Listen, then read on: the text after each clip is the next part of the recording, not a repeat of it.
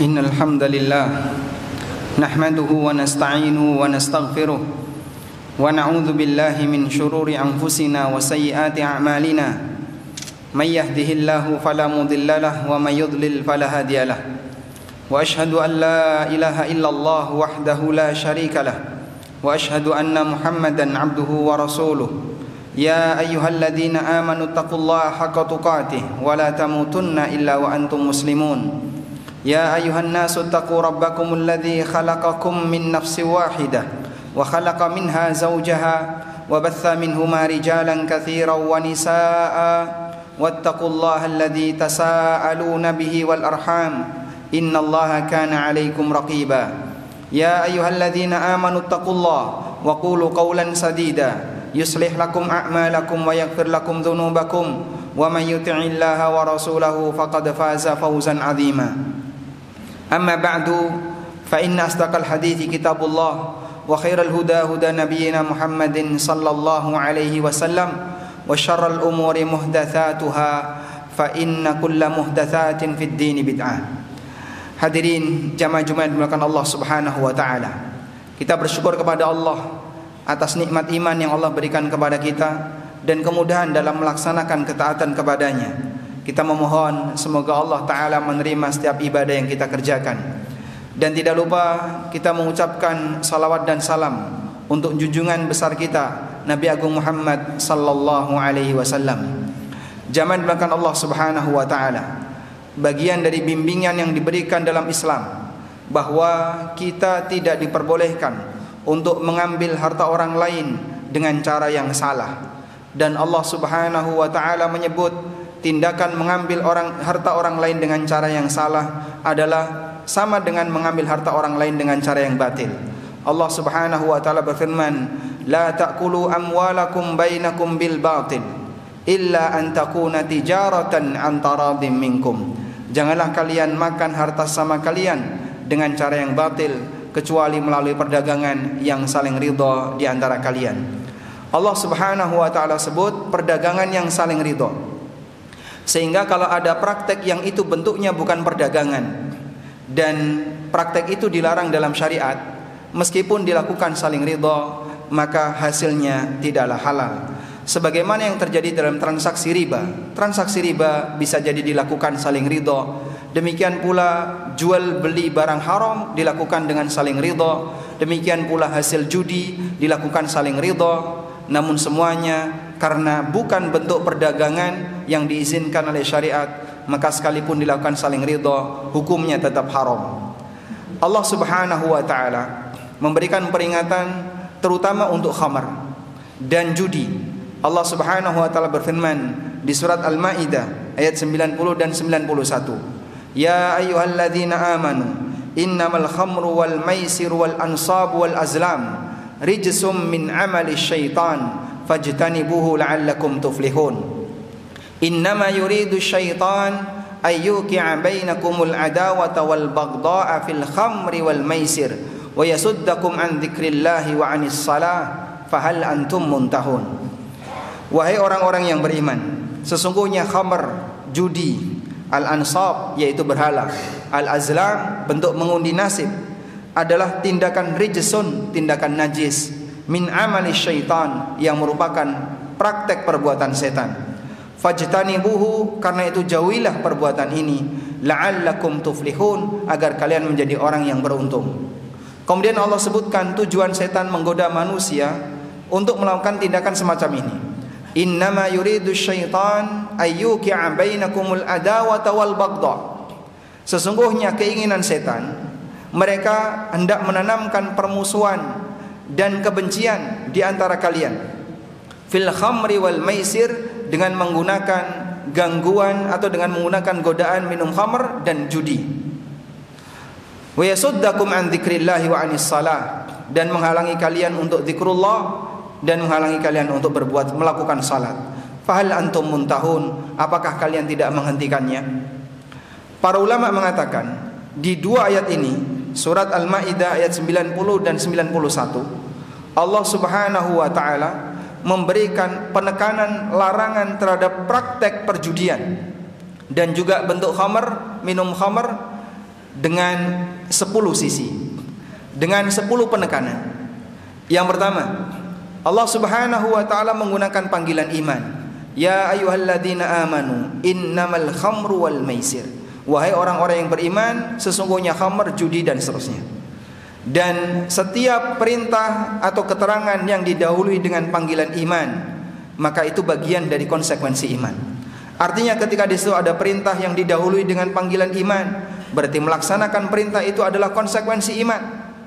Jika di situ berisi larangan yang didahului dengan panggilan iman, berarti meninggalkan larangan itu juga bagian dari konsekuensi iman. Sehingga orang yang imannya sempurna dan mereka yang ingin menyempurnakan imannya, maka seharusnya dia melaksanakan perintah yang didahului dengan ya ayyuhalladzina amanu, atau meninggalkan larangan yang didahului dengan ya ayyuhalladzina amanu. Sisi yang kedua, Allah Subhanahu wa taala menyebut judi dalam deretan tindakan-tindakan kesyirikan. Ada al-ansab dan ada al-azlam, yang itu merupakan tradisi dan budaya orang musyrikin. Al-ansab adalah lambang kesyirikan, lambang paganisme, berhala. Sedangkan al-azlam adalah cara orang musyrikin dalam mengundi nasib mereka. Dan dalam usul fikih ada yang disebut dengan dalalatul iqtiran, yaitu menggunakan indikasi adanya kesamaan dalam status karena disebutkan dalam satu kalimat yang sama. Allah Subhanahu wa taala menyebut khamr dan judi sederet dengan berhala dan azlam, menunjukkan bahwasanya tindakan ini adalah tindakan yang sangat tercela. Yang ketiga, Allah Subhanahu wa taala menyebut perbuatan ini sebagai perbuatan najis, rijsun. Najis perbuatan, meskipun fisiknya tidak najis. Dan najis perbuatan artinya tidak selayaknya seorang mukmin yang hatinya suci, orang yang baik yang ingin membersihkan dirinya, mengotori perbuatannya dengan aneka tindakan maksiat semacam ini, karena Allah sebut ini sebagai tindakan rijs.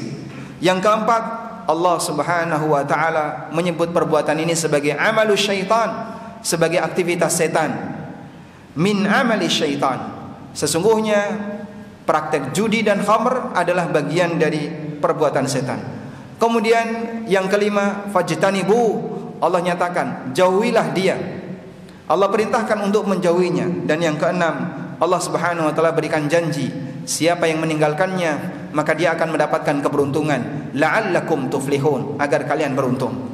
Kemudian berikutnya, 6 sisi telah disebutkan di ayat 90.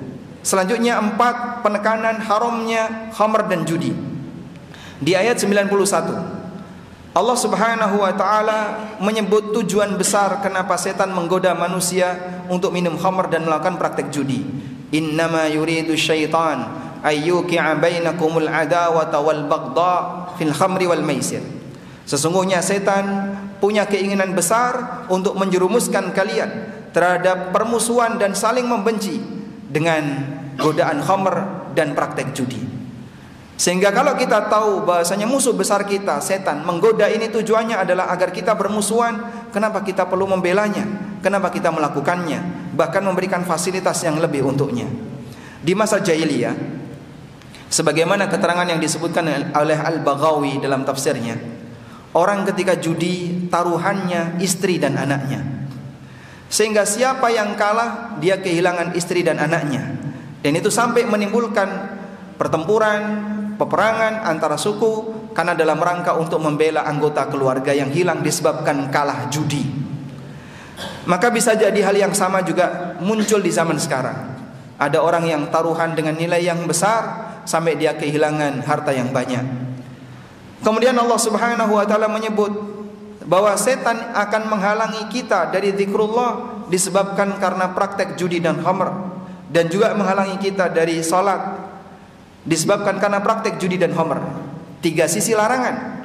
Dan satu lagi yang keempat adalah Allah katakan, fahal antum muntahun, tidakkah dengan memperhatikan semacam ini semua kalian akan menghentikannya, kalian akan leren dari perbuatan semacam ini.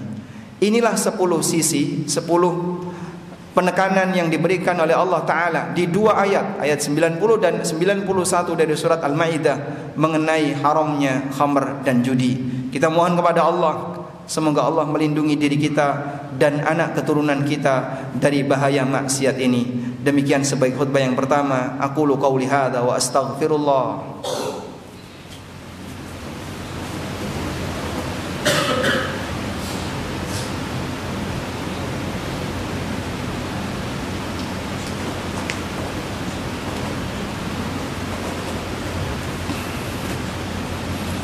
Alhamdulillahi wa kafa.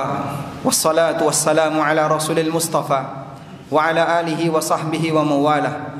Wa ashhadu an la ilaha illallah wahdahu la syarika lah. Wa ashhadu anna Muhammadan abduhu wa rasuluh. Ya ayyuhalladzina amanu taqullaha haqqa tuqatih wa la tamutunna illa wa antum muslimun. Hadirin jamaah Jumat belakang Allah Ta'ala, Jumatan waktunya tidak lama. Karena itu mari kita manfaatkan kegiatan ini semaksimal mungkin. Sebisa mungkin Anda datang sebelum khatib naik mimbar. Saya yakin Anda memang punya kesibukan, tapi bukan berarti Jumatan adalah tempat orang untuk nganggur dan beristirahat. Ini juga bagian dari kesibukan yang perlu kita sediakan waktu khusus dalam melaksanakannya. Sehingga yang sudah duduk di dalam masjid, mohon jangan ngobrol. Anda masih punya banyak waktu untuk bicara setelah Jumatan selesai. Nabi SAW mengatakan, "Man qala li akhihi uskut wal imamu yakhtub faqad laghauta." Barang siapa yang ngobrol dengan sampingnya hanya dengan satu kata, uskut, diam, faqad laghauta, padahal imam sedang berkhutbah, maka berarti dia telah menghanguskan pahala Jumatannya. Sungguh sangat rugi jika dia sudah datang tapi ternyata pulang enggak dapat apa-apa. Selanjutnya jamaah dimulakan Allah, dalam hadis riwayat Bukhari dari Anas bin Malik radhiyallahu anhu, Nabi SAW pernah menyebutkan, innahu la ya'ti 'alan nasi zamanun illa wa kana ba'dahu syarrum min. Tidaklah datang satu zaman di tengah umat manusia kecuali zaman setelahnya kondisinya lebih buruk dibandingkan zaman sebelumnya. Lebih buruk dalam perhitungan dengan kacamata norma agama. Semakin jauh dari zaman nubuwah, maka manusia semakin jauh dari norma yang dibawa dan menjadi ajaran Nabi SAW. Karena itulah jamaah belakang Allah, dulu orang berbuat maksiat gerakannya terbatas. Sekarang orang ketika berbuat maksiat demikian dimudahkan dengan banyak fasilitas. Bahkan dia tinggal membuka HP-nya, dia bisa melakukan aneka maksiat. Tidak hanya sebatas maksiat nonton sesuatu yang enggak benar, termasuk juga maksiat perjudian. Di antaranya adalah judi online. Kalau kita tahu bahasanya praktek semacam ini masuk dalam dua ayat yang tadi kita sebutkan, di mana Allah menegaskan ada 10 sisi larangan untuk praktek judi, maka judi online juga bagian di dalamnya. Sehingga siapapun yang melakukan praktek semacam ini, maka dia melanggar 10 sisi larangan yang disebutkan di surat Al-Maidah ayat 90 dan 91. Dan bagi siapapun di antara kita yang barangkali mengetahui ada temannya melakukan semacam ini, kasih peringatan orang ini, kasihan dia. Karena sesungguhnya dia bagian dari korbannya setan. Allah katakan, innahu min amali syaitan, sesungguhnya judi itu min amali syaitan, bagian dari perbuatan setan. Dan setan menginginkan agar muncul permusuhan di kalangan mereka. Anda bisa lihat banyak sekali perceraian yang terjadi gara-gara judi online. Banyak sekali keluarga yang hancur, mereka berantem gara-gara judi online. Ada orang yang utangnya banyak gara-gara judi online, tegang antara orang tua dan anak gara-gara judi online. Termasuk juga yang lepas kontrol adalah mahasiswa yang barangkali ingin kaya secara instan. Kalau Anda ingin mendapatkan sesuatu, bukan dengan cara seperti ini. Model kaya secara instan, inilah kadang yang menyebabkan orang itu kemudian terjerumus dalam praktek yang dilarang. Maka Nabi SAW mengingatkan dalam hadis yang diriwayatkan oleh Ibnu Majah, inna ruhal qudus qad nafatha fi rawi. Sesungguhnya Ruh Kudus membisikkan dalam batinku, Jibril alaihissalam, innahu lan tamuta nafsun hatta tastawfiya rizqaha. Tidak ada satupun jiwa yang mati kecuali dia akan menghabiskan seluruh jatah rizkinya. Fala tastabti'u anha, maka janganlah kalian memiliki sifat istibta'. Apa itu sifat istibta'? Ingin cepat sukses sebelum waktunya. Model sukses instan seperti inilah yang menyebabkan orang jadi terjerumus ke dalam perbuatan yang dilarang ketika mencari harta. Sehingga dia merasa bahasanya dengan cara seperti ini dia bisa cepat kaya. Dia bisa mendapatkan sesuatu yang dia inginkan. Awalnya mungkin iseng dengan game yang tidak ada taruhannya. Kelihatannya gampang. Akhirnya dia masuk ke judi online dan dia jadi korban. Dan banyak orang yang uangnya hilang gara-gara semacam ini. Semoga kita bisa saling kerjasama untuk bersama-sama membasmi praktek judi online. Dan kalaupun ini melanggar aturan negara, Anda bisa laporkan kepada pihak yang berwajib. Semoga Allah Subhanahu wa taala memberikan bimbingan kepada kita semuanya, kaum muslimin dan masyarakat Indonesia, untuk selalu lebih rapi dalam mencari dunia, dan Allah jadikan semoga hasil pekerjaan kita diberkahi oleh Allah Subhanahu wa taala. Allahumma salli ala Muhammad wa ala ali Muhammad kama sallaita ala Ibrahim wa ala ali Ibrahim innaka Hamidum Majid.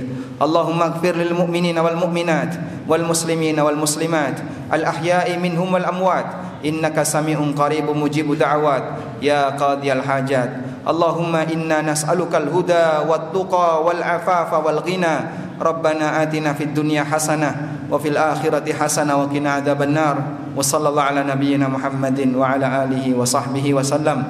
Wa akhiru da'wana alhamdulillahi rabbil alamin. Wa qumu ila salatikum.